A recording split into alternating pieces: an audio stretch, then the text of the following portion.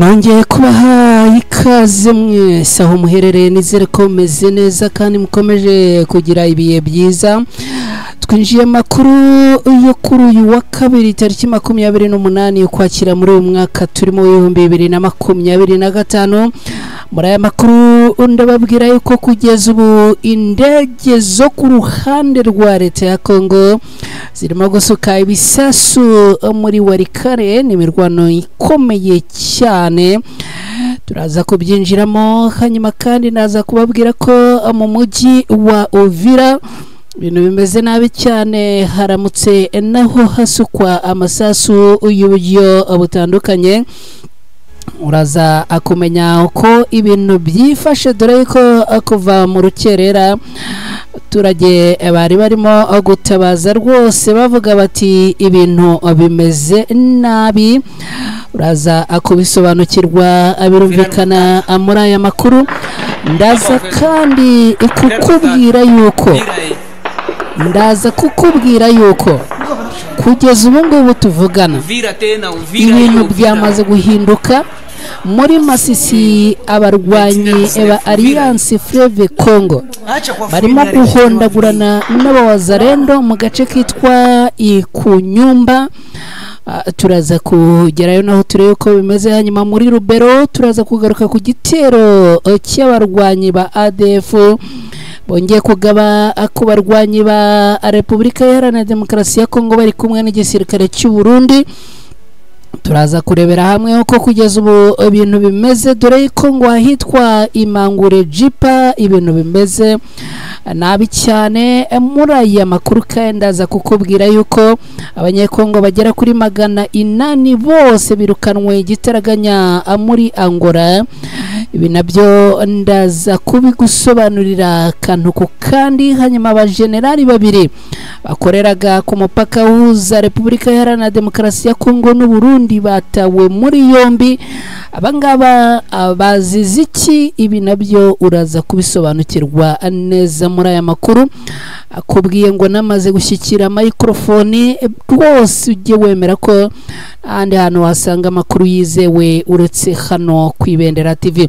Ndaza kandi kukubwira ko arwanya ibinara za Sarambwe bamaze kwerura ko dushobora kurekura ibice bya Goma na Bukavu abamaze gushyikira. Ibi nabyo uraza kubisobanukirwa niba uri kumwe natwe hano ku Ibendera TV. Muzere rero ko ubwo abari kumwe natwe ndashaka yuko mutereka warayike hasi aho ngaho, hanyuma zimara kuba 10 twinjirana ya makuru ku buryo burambuye.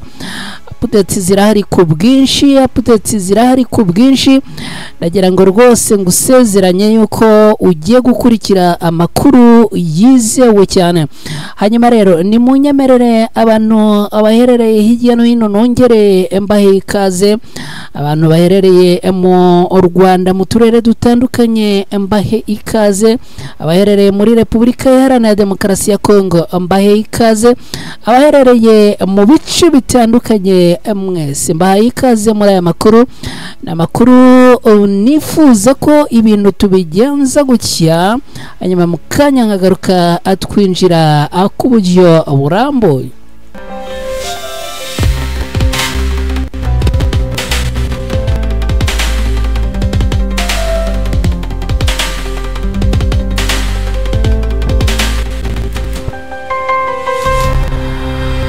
Yes, mwese nongeye kubaha ikaze rero. Nizere ko mukomeje kugubwa neza, nizere ko umunsi wanyu ukomeje kugenda neza. Hanyuma rero twinjiye muri aya makuru, na makuru yo kuri uyu wa kabiri, na makuru agiye kwitsa mu burasirazuba bwa Repubulika Iharanira Demokarasi ya Kongo.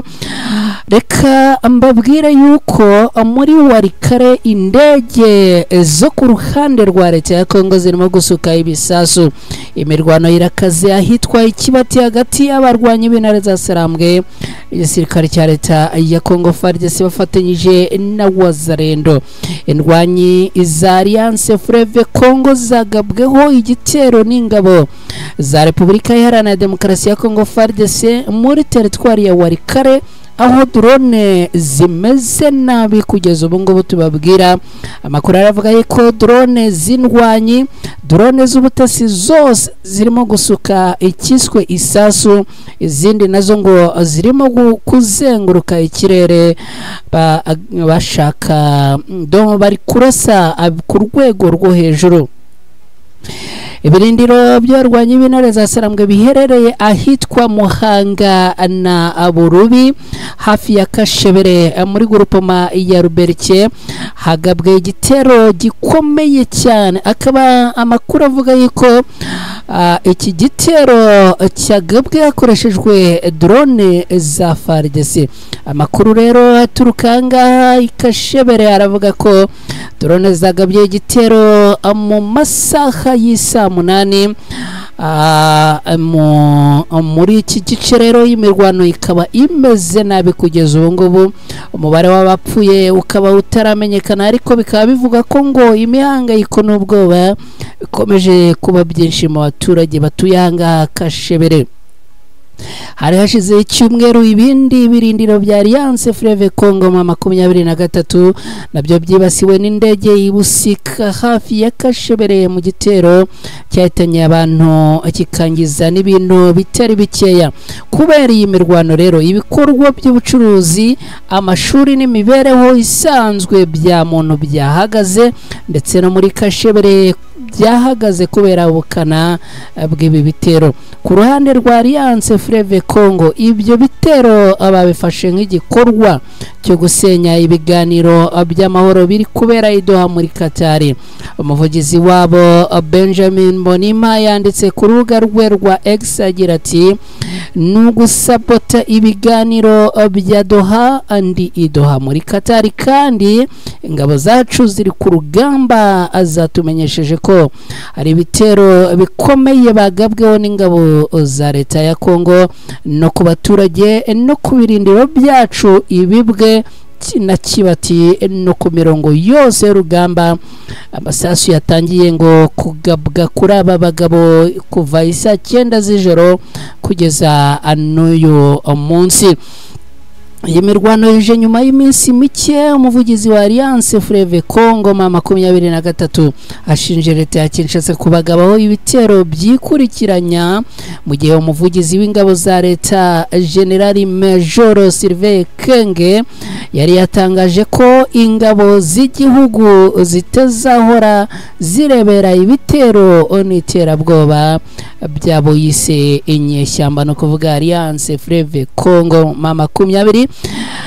Ibi byose bibaye mu gihe ibiganiro hagati ya guverinoma ya Kongo na bo mu mutwe wa Alliance Fleuve Congo 23 bikomeje kubera Doha muri Qatar ariko bikaba bigaragaramo umwuka mubi no kutizerana hagati y'impande zombi. Bavandimwe rero ni munyemerere twerekeze Uvira. Amukwerekeza Uvira ibintu munyemerere tubigenze gutya hanyuma ubundi twerekeze Uvira, bajyane Uvira rwose. Uvira matata hapa Uvira matata Uvira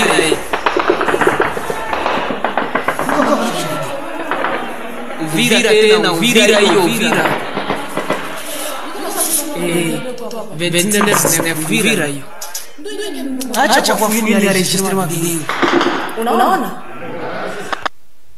Yes, ngibyo rero ko byifashe kugeza ubu ngubu. Amakuru angaha muri Uvira aravuga ko haramukiye imirwano ikomeye cyane. Amasasa akaba yaramutse yumvikana mu bice byegereye uyu mujyi wa Uvira. Amakuru akavuga ko ngo ukaba hatangiye kwinjirwa n'abarwanyi b'intare za Sarambwe. Amakuru akavuga ko n'ubundi ngo intare za Sarambwe ngo zaba zatangiye kwatsa umuriro winjira muri Uvira. Amasasu rero akaba yumvikanye ku bwinshi mu bice neza abisatiriye uyu mujyi wa Uvira muri Kivu y'Amajyepfo muri Repubulika Iharanira Demokarasi ya Kongo. Gusa kugeza ubu ngubu ntago byari byagira nago na ruhande n'uru na rumwe rwari rwagira icyo rutangaza kuri kuri aya masasu. Ubwo ndavuga bo ku ruhande rwa Alliance Fleuve Congo mama 23, ndavuga kandi nabo ku ruhande rwa leta ya Congo. Gusa abaturage bakaba bavuga yuko aha muri Uvira haramutse humvikana amasasu menshi kandi akomeye cyane. Muri teritwari ya Masisi ni muri Kivu y'Amajyaruguru. Tayari twagarutse muri Kivu y'Amajyaruguru, abarwanyi ba Alliance Fleuve Congo na mama 23 bongeye kurasana na Wazalendo ahitwa Ikunyumba. Aba rero bakaba bongeye kurwana na Wazalendo mu gitondo cyo kuri uyu wa kabiri tariki 28 ukwakira muri uyu mwaka mu gace ka Kunyumba kari ku muhanda uhuza Nyabyondo na Mutongoni muri teritwari ya Masisi muri Kivu y'Amajyaruguru muri Repubulika Iharanira Demokarasi ya Congo. Amakuru yemejwe n'inzego zaho ngaho avuga ko kugeza ubu umubare w'abahitanwe cyangwa bakomerekeye muri ibyo bitero utaramenyekana, gusa ngo humvikanye amasasu menshi kandi y'urufaya kubera iyo mirwano. Urujya n'uruza ku muhanda wa Nyabyondo Mutongo byahagaritswe by'agateganyo, nubwo ubu hasigaye hagaragara ituze igihe gitoya mu duce twabereyemo imirwano. Gusa bamwe mu baturage bakaba batari bizera iri tuze, bakaba bafite ngo ubwoba bw'uko isa ashobora kongera akumvikana amasasu.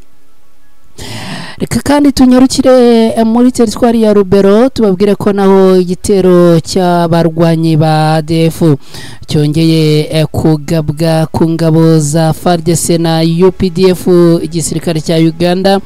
Aba rero bakaba abongeye ngo gusubiza inyuma igitero cya ADF bafatanyije na Wazalendo ahitwa Imangure Jipa. Ingabo za leta ya Congo FARDC zifatanyije n'iza Uganda UPDF ndetse n'abarwanyi ba Wazalendo basubije inyuma igitero cy'inyeshyamba za ADF MTM ni kuri uyu wa kabiri tariki 28 ukwakira muri uyu mwaka muri teritwari ya Rubero mu burasirazuba bwa Repubulika Iharanira Demokarasi ya Congo. Reka mbibutse ko mukomeje gukurikira amakuru ku Ibendera TV.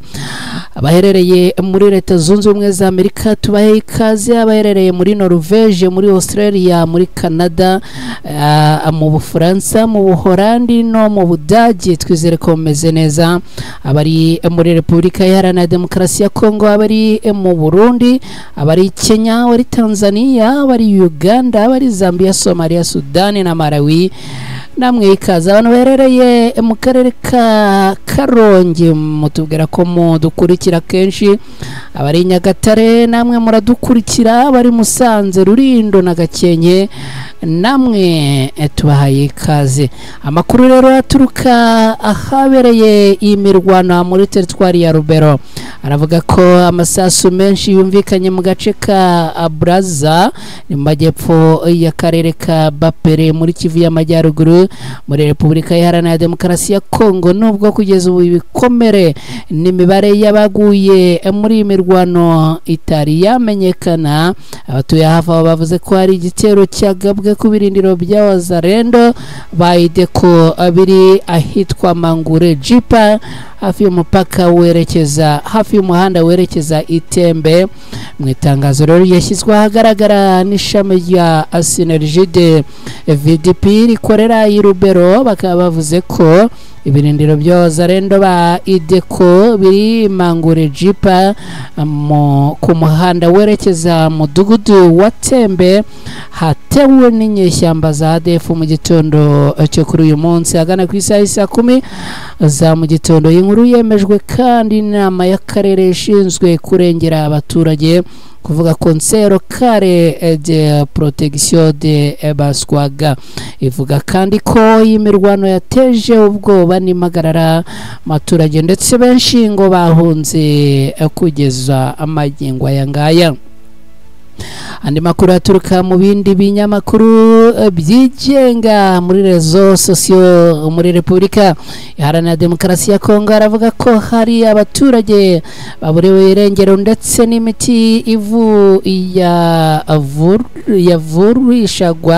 yavurishwaga abaturage. Ibi rero ngo bikaba byibwe n'izi nyeshyamba za ADF. Abaturage nabo bikaba bivuga yuko ngo ushobora kuba bongeye kubatwara abunyago. Ni hafi y'ishuri rya Ecole Primaire Institut Ngoma ya Amangure Jipa, ni ku musozi wa CBCA no hafi y'uruganda rwa Papa Murewa. Abanyekongo bagera kuri 800 birukanwe mu buryo bubi cyane muri Angola, bakaba bahambirijwe kuri iki cyumweru tariki 27 Ukwakira muri uyu mwaka. Bakaba rero birukanwe muri Angola abakoherezwa iwabo muri Repubulika Iharanira Demokarasi ya Kongo mu buryo bwavuzwe ko hatari ubwa kimuntu n'abashinzwe isuku n'ubuzima ku mipaka.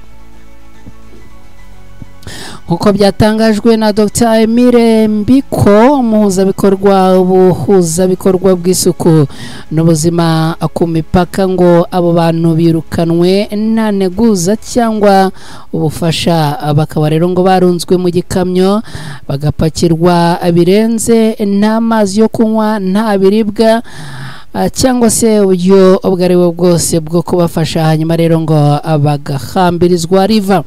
Benshi muri bo ngo bagaragaje ibimenyetso by'umunaniro, umwuma, indwara zandura bakigera iwabo. Kwirukanwa rero ngo byabereye ku mupaka wa Kasai na Kwango, uduce Repubulika Iharanira Demokarasi ya Kongo isangiye na Angola, umupaka w'ibirometero bisaga 250, bisaga 2500 nkuko bitangazwa.